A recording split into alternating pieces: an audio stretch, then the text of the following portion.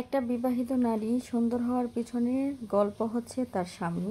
তার স্বামী যদি তাকে খুব যত্ন করে রাখে তাহলেই সে সুন্দর থাকতে পারে। আপনারা কি বলেন আপুরা? কমেন্ট করে জানাবেন প্লিজ। হ্যালো এভরিওয়ান, আসসালামু আলাইকুম। কেমন আছেন সবাই? আশা করি ভালো আছেন। চলে আসলাম নতুন একটি ব্লগ নিয়ে আপনাদের সাথে শেয়ার করতে। তো বাসা থেকে নেমে চলে গেলাম আমার বোনের সাথে একটু মার্কেটে। আমাদের বাসার পাশেই ছোট্ট একটা মার্কেট আছে, সেখানে হচ্ছে চলে গেলাম টুকিটাকি কিছু জিনিস কেনার জন্য। হিজাবের ব্রোচ, কিছু ব্যান্ড আর হচ্ছে লেস কিনেছিলাম ব্লাউজের হাতায় লাগানোর জন্য। তো এগুলো কিনে হচ্ছে আমি চলে যাব কান্দির পাড়ে। কান্দির পাড়ে একটু কাজ আছে, আমি আর আমার বোন। আসলে বোনটা আসলে একটু বের হওয়া হয়। এই যে মার্কেটে কিন্তু এখন দাঁড়িয়ে আছি, সে কিন্তু কিছু জিনিসপত্র কিনতেছে। আমি হচ্ছে বাইরের দিক থেকেই হচ্ছে ভিডিওটা করে নিলাম। এই যে আমাদের এই কেনাটা শেষ হলে আমরা হচ্ছে চলে যাব পার্লারে।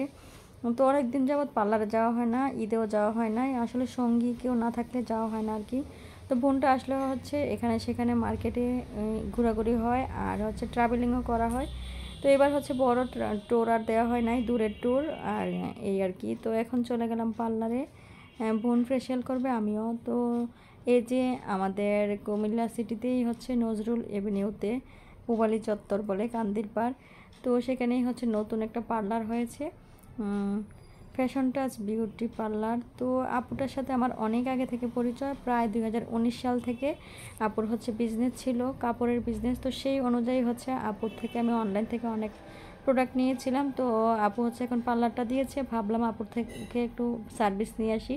আর আপুর এখানে বিভিন্ন রকমের ডিসকাউন্ট দেওয়া ছিল, যেহেতু নতুন পার্লার আর পার্লারটা খুবই সুন্দর করে সাজিয়েছেন। আমি একটু ভিডিও ক্লিপ করে নিলাম, যেহেতু পার্লারটাতে নতুন গেলাম, প্রথমবার গেলাম। অনেক সুন্দর করে ডেকোরেশন করেছেন।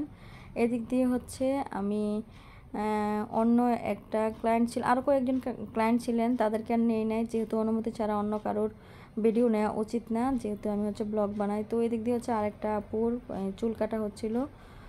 তো আপুর ফেসটা দেখা যায় না, সেই জন্য আমি আপুকে এখানে তুলে নিলাম।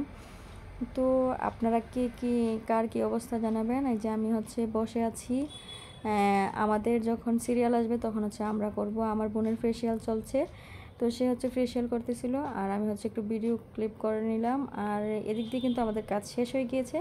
এখন হচ্ছে আমরা বের হয়ে গেলাম, বের হয়ে হচ্ছে বাসার উদ্দেশ্যে চলে যাব। তো হচ্ছে সিঁড়ি দিয়ে নেমে গেলাম। আসলে পার্লারের পরিবেশটা খুবই সুন্দর ছিল। আমি আর এই পার্লারে আসি নাই, প্রথমবারে আসছি। ভালোই সময় কেটেছে। আর পার্লারের কয়েকটা আপু ছিল, মাশাল্লাহ খুবই সুন্দর বিহেভিয়ার ছিল। এই যে এখন নেমে চলে গেলাম বাহিরে। তো বাইরে গিয়ে হচ্ছে রিক্সা নিয়ে আমরা বাসায় চলে যাব। তো আল্লাহ হাফেজ সবাইকে, সবাই ভালো থাকবেন, সুস্থ থাকবেন, নিরাপদে থাকবেন। আর আমার ভিডিওটা যদি ভালো লেগে থাকে লাইক, কমেন্ট এবং শেয়ার করতে ভুলবেন না।